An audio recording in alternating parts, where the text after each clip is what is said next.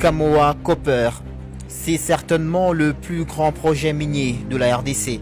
Cette société minière anonyme était la cible de la visite du gouverneur Richard Muyej-Manguinz-Mons.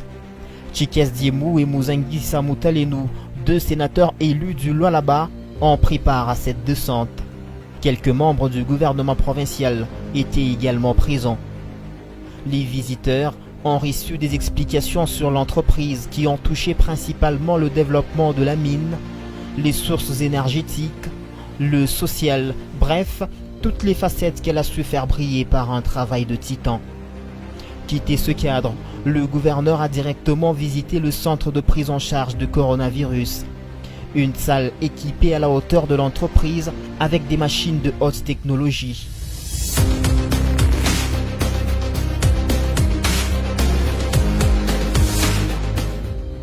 La délégation visitera également une briqueterie qui a vu le jour grâce au financement de Kamoa en faveur des communautés environnantes. Richard Muyej-Manguinz-Mons a par la suite visité les travaux de construction de l'usine.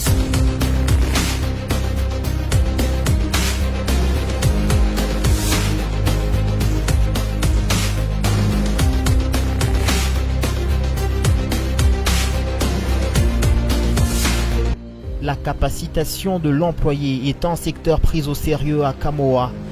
Des millions de dollars américains sont investis dans l'acquisition des simulateurs de foration et il y en a de toutes marques selon le besoin.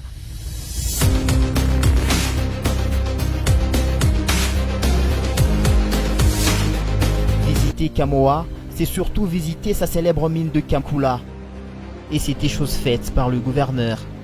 20 km de galeries de 6 mètres de large et de hauteur. C'est de ces entrailles que 2000 tonnes de minerais sont produits toutes les 60 minutes et les teneurs peuvent aller jusqu'à 8% de cuivre à certains endroits.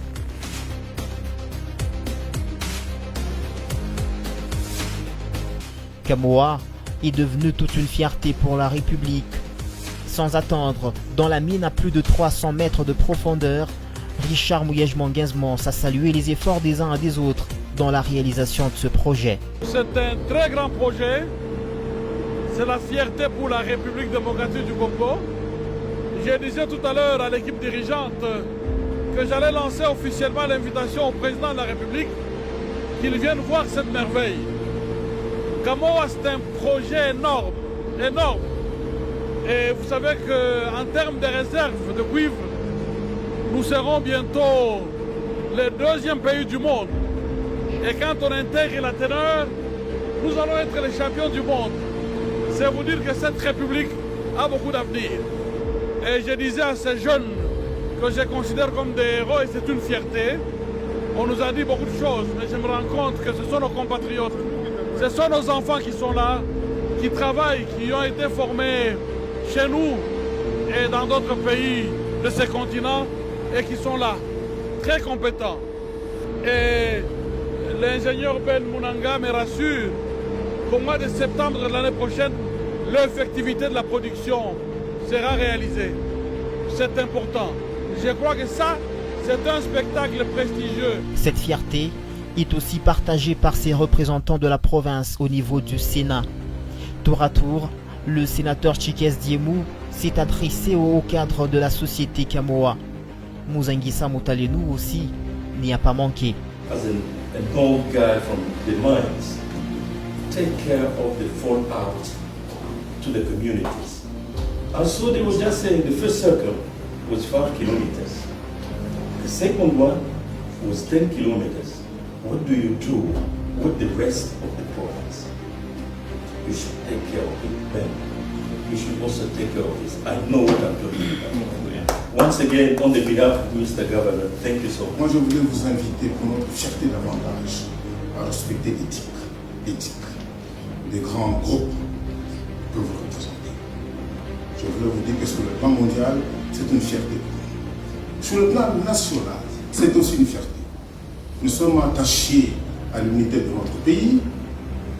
Nous sommes attachés aussi à la fierté de ses diversités ou de sa diversité. Tout en saluant les efforts des uns et des autres dans la réalisation de ce projet, le gouverneur a au terme de la visite fait un plaidoyer. Je voudrais au nom de nos élus, membres du Sénat et des membres de mon gouvernement, vous dire merci. Merci pour cet accueil. Merci pour nous avoir permis de constater que l'espoir est encore permis pour tout notre peuple. Grâce au travail fait par des compatriotes et par des partenaires venus des pays amis et qui ont accepté d'investir dans ce pays. Je suis heureux qu'en ce moment où Kamoa Copper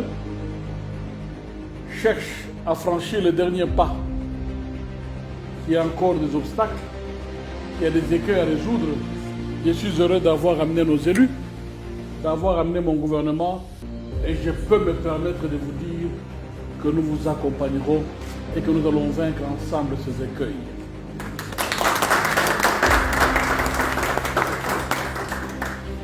Je voudrais, en toute sincérité et élégance, demander quelque chose. Donnez-nous les armes pour nous défendre. Je suis représentant du chef de l'État en province et je voudrais insister en toute élégance sur le respect de la loi. Vous avez choisi ce pays, vous l'avez aimé. Je vous invite à respecter nos lois. La loi sur la sous-traitance. Je n'ai eu aucun rapport.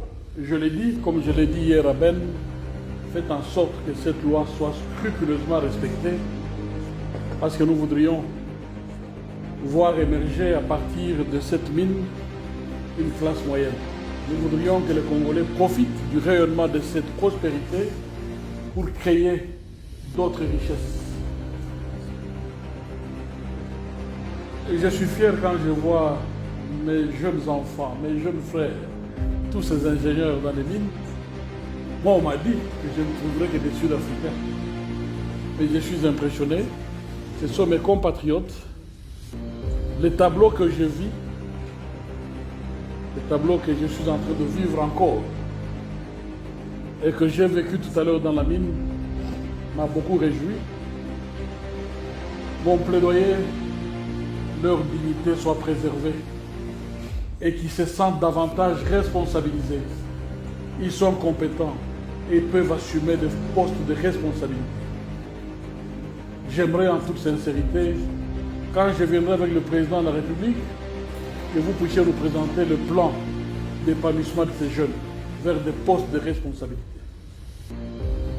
Et j'aimerais que parmi eux, qu'il y en a qui soient associés aux grandes décisions, parce qu'ils connaissent nos réalités. C'est un empire, je l'ai dit hier, c'est un empire minier. Il faudrait que les succès, quand on va célébrer les succès, qu'on se réalise que certains de nos jeunes ont participé à des décisions, que certains de nos jeunes ont participé à l'élaboration de cet édifice immense qui fera parler de lui à travers le monde. Kamoa et ses sous-traitants, c'est un total de 6080 personnes employées, dont 5227 Congolais. L'entreprise est une joint venture dans laquelle la RDC est actionnaire à hauteur de 20%. Ivanhoe Mines a investi à hauteur de 40%. Même chose pour le groupe Zijin. D'ici 2021, Kamoa pourra débuter avec la production.